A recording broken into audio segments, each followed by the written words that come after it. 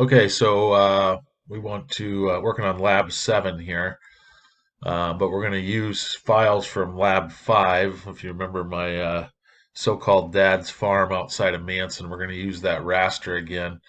I'm assuming, hopefully, none of you have deleted any of the old files from your old labs. So if you open up ArcGIS Pro, I'm already here. You might want to push pause, whatever. Get to this point, and then open up your Lab 5 project. So either go, it might be listed here, open Lab 5, or you can, let's see, open another project and navigate to it. So let's click on Lab 5 and open up that one. I'm going to push pause while it's opening here. Okay, so there's my dad's farm there. You remember from Lab 5. Okay, so if you remember, we're going to look at some more raster functions in this lab. And so we downloaded a LiDAR-derived project from the UNI GeoTree website, and we were able to get it in here and clip it to the field boundary. And the cool thing about, so at this point, this is what we would call a digital elevation model, okay? And so we can see that so it's a raster grid. If we zoom in, I probably still got it. You can see the little pixels here, right? So the little grid cells. So this is a pretty, let's right click. I'm going to right click on clip raster. And there's the cats wanting attention. Go to properties. So go to clip raster over here, right click, go to properties, and it's going to take a while. And the screen went black, and my computer's having a heart attack. Like, you want to look at the properties of that raster? Oh man. Okay, I'm going to push pause. Okay, so instantaneously on the video, here it is. So depending on how long yours took to bring up the raster properties, let's go to source and go to raster information. So we can see our DEM, it's a grid, right? Because it's a raster, and it has 234 columns, 404 rows. Bands just means you can stack rasters on top of one another. But it's kind of a remote sensing thing. I won't talk about that much here. But here's our resolution. So we've got a cell size X on the X for the rows, a 2, a cell size Y 2. So these numbers are always going to be the same. You always have uniform grid cells, and those are in meters. So we basically have a 2-meter grid. And so each of these grid cells is 2 by 2 meters. So that's quite a small. It's about 6 by 6 foot or so, maybe a little bigger on the ground. So every 6 by 6 foot has a value with an elevation inside it in meters. So let's zoom to layer. Right click, zoom to layer. So we're back out here again. And so we have the elevations now. So if I wanted to, I'm going to turn off the hill shade underneath and the imagery. Maybe it's right where my pause button is. I'm going to leave the imagery on. But if you click on it on anywhere inside there, it's going to come up. Again, my computer's running a little slow here, but it'll come up, it'll query within that grid cell and tell you what the elevation is at inside that particular 2 by 2 meter cell, right? So at that particular point I clicked, the elevation there is 379.667. You get it, right?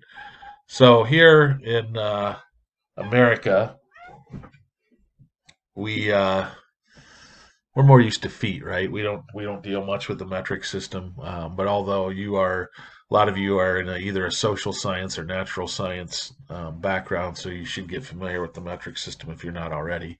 But let's say we wanted to convert these values from meters to feet. Now, a good reason to leave them when you're doing any kind of raster functions, you typically want your horizontal and your vertical units to be the same. So it's good that this is in meters because our we're using UTMs and our grid cells are in meters as well. So, but let's just say for some reason we wanted to change these to feet. So we could do that by going to Geoprocessing. You can either click on that down here or go to the View menu and click on Geoprocessing. Either way, it'll get you here. Now type in the word times. Okay, you're going to have a bunch of them pop up along the top here. There's these geoprocessing tools that are organized based on 3D analyst tools, image analyst tools, and spatial analyst tools. They'll all pretty much do the same thing. So we're going to click on the 3D analyst tools.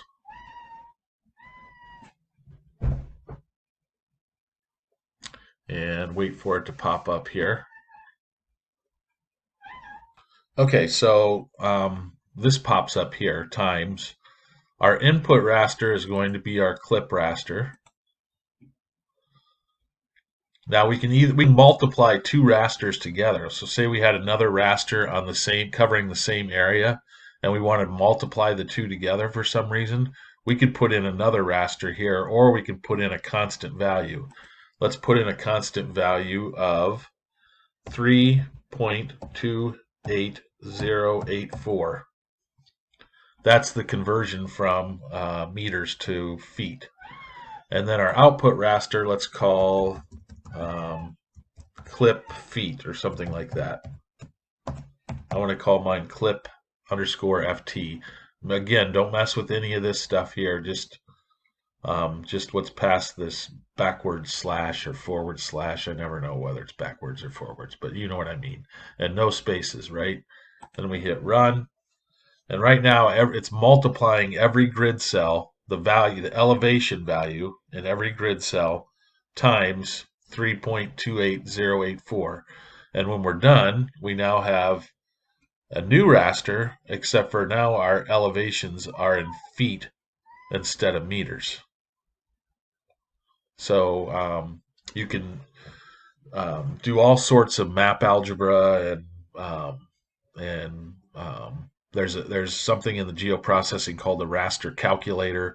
So raster functions are very mathematical. You can get into all kinds of complex, cool stuff. I'm more of a raster guy myself. I love working with rasters and doing all sorts of neat things with rasters. But so here's one thing that I want you to do is convert a meter DEM into a feet DEM. So we've got that done.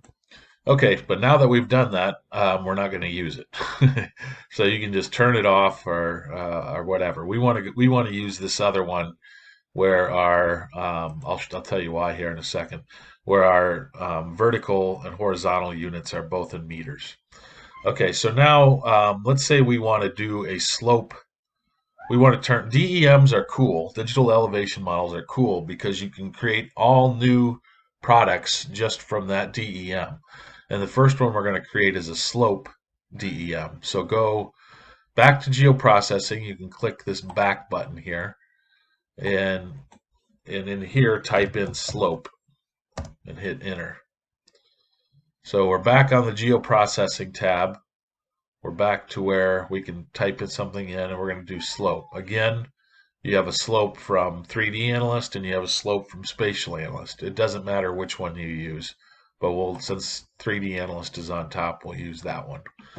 So our input raster here is going to be our clip raster, not the clip foot, feet, whatever. The clip raster, the one that has the meters.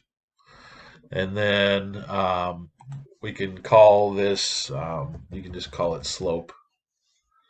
And we can have we have the option of either doing our slopes in degrees or percent. So the soils data, if you're working with a soils person, they usually put their slopes in percent. I kind of like degree myself because I can visualize it better. 0 to 90. So a 0 is flat, 90 is a complete, steep slope, straight down kind of thing. You know what I mean? But you can change this to percent if you want. I'm going to leave mine at degree. We can leave this the same. This Z factor, we could have used this foot DEM, but then we would have to mess with this Z factor. The Z factor is 1 because our horizontal and vertical units are the same. If we were using the feet one, we would have to change this to 0.3048 to convert the elevations to meters. Because it's rise over run, right? Slope is rise over run. And when you want your units to be the same, you don't want one to be in meters and one to be in feet. You want them both to be in feet, or you want them both to be in meters. So let's go ahead and hit run on this. Boy, my cat wants attention today. Okay, so here we go. Now we have a slope grid. Now this again is Manson, Iowa. This area to add in some little geology to GIS. This area was relatively, geologically speaking, relatively recent landscape with it's very flat from ice sheets that came over it, 13,000 years ago. So there's not a lot of slopes in this area. If you look anywhere outside of Manson, you can see as far as you can see. Um, so you can see here how it's broken up. The slope, we can change that by right-clicking on slope and going to symbology. So right-click on the word slope over here, go to symbology, and then this should pop up over here. Now we can change this to a stretch where let's do that. Let's change it to stretch. And then let's go to color scheme. So we went up here, we changed this to stretch, then we're going to color scheme, and then down here click on show names. And then go down until you see, I think there's a slope. Yeah, click on slope. Okay, so now you can see our slopes range from, actually let's change, I always like to change this to histogram equalize too, because then it looks at the histogram of the values in here and applies the colors in a better way so that you can better visualize where the slopes are. So now we can see our slopes range from 0 to 18 degrees, so pretty flat here. Okay, so our green areas are really flat. Our red areas have some slope to them. Okay. So if you're a farmer, so this is my dad's farm, right? Well, Dad, you're probably not going to have a lot of erosion issues out here because it's pretty flat overall. But if you are, you got some heavier slopes up in these areas here, and you bring your GPS out, and you can use that thing we used last week where you can see it in collector, and you go out there and this is where your slopes are, kind of thing. So it gives you a more objective answer of where slopes are than just, your dad farms this, so he knows where the slope and erosion is. Of course, this is a small area, but you got a bigger area, or you want to be more objective about it, you can do this sort of thing.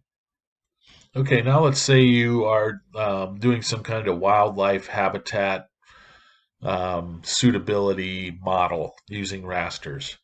And you know that certain plants or certain animals like to grow in high sloped areas, but the slopes have to be facing a certain direction, due to microclimate and that sort of thing. So it likes, maybe likes the cooler north side slopes kind of thing.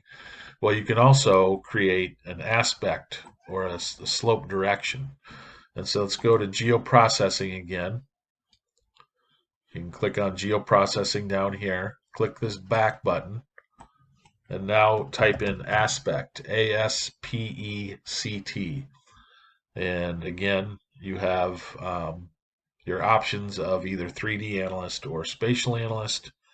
And we'll go ahead and click on 3D analyst because it's the top one. So again, aspect is the direction the slope is facing. So is it facing north? Is it facing south? Is it facing east, west, northwest, etc.? So that's what we're going to create now from the original DEM. So again, DEMs are cool because you can create new layers from them. Okay, so let's turn off the slope grid. And so we can see our clip raster. Let's go up here to appearance on the appearance tab. And let's wait. Okay, so you have to see how I thought I could move this slider here to get the transparency like we did last couple in Lab 5, but I'm not. I have the slope selected. I need clip raster selected. You can see it's at 62% transparent. I want to change that back down to 0. Okay, just so we can see the DEM better and we don't have to see through it underneath to the world imagery.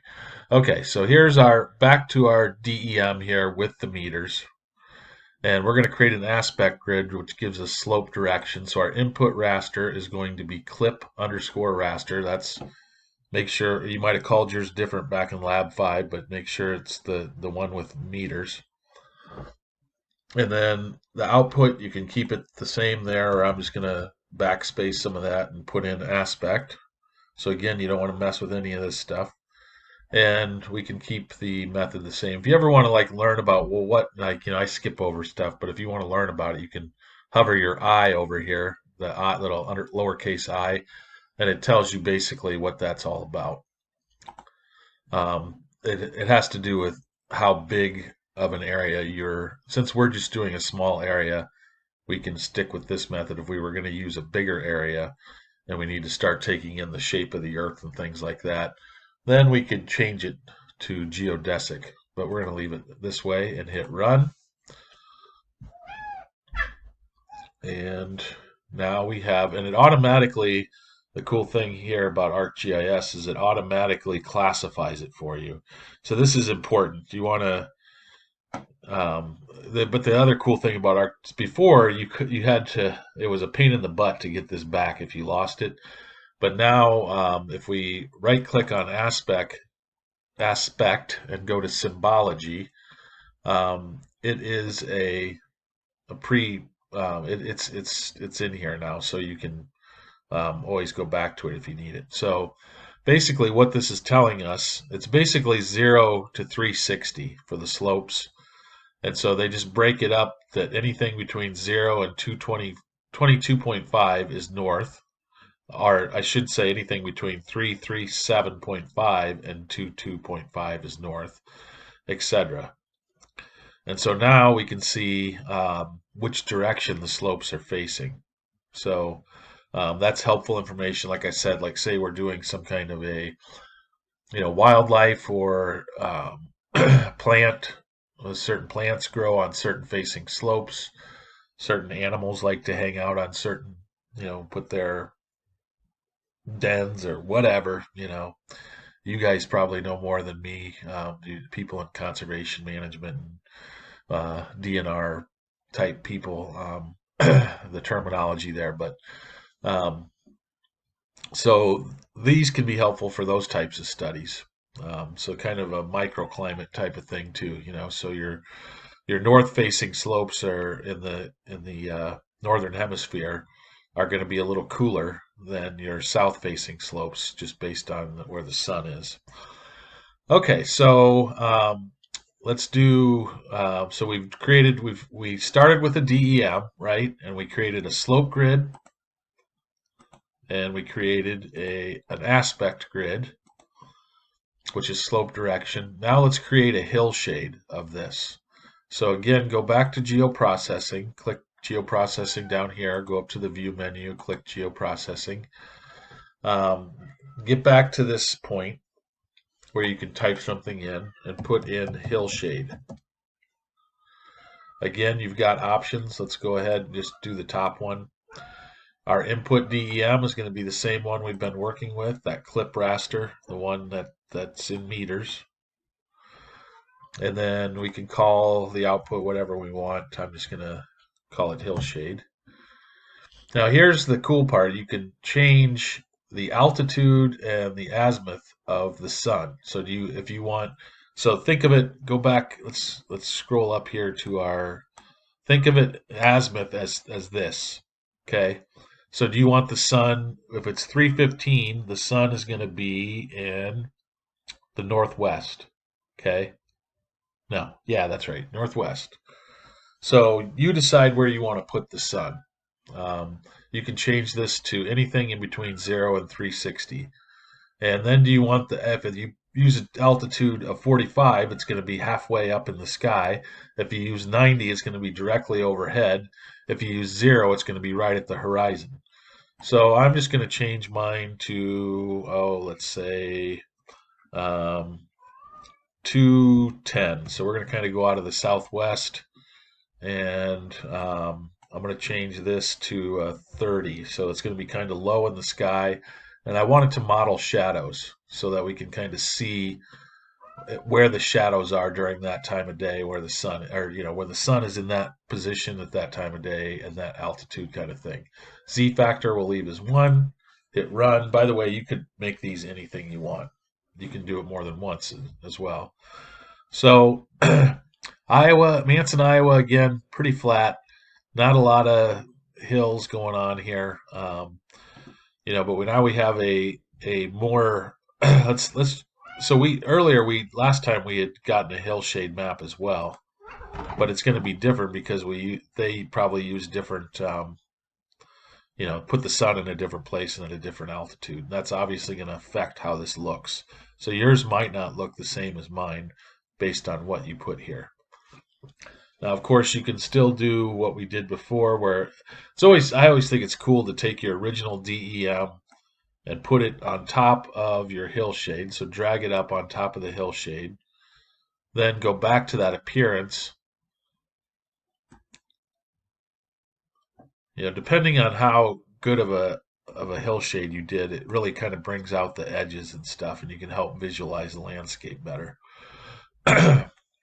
Okay, so what I want you to do then is go to create a layout. So insert, new layout.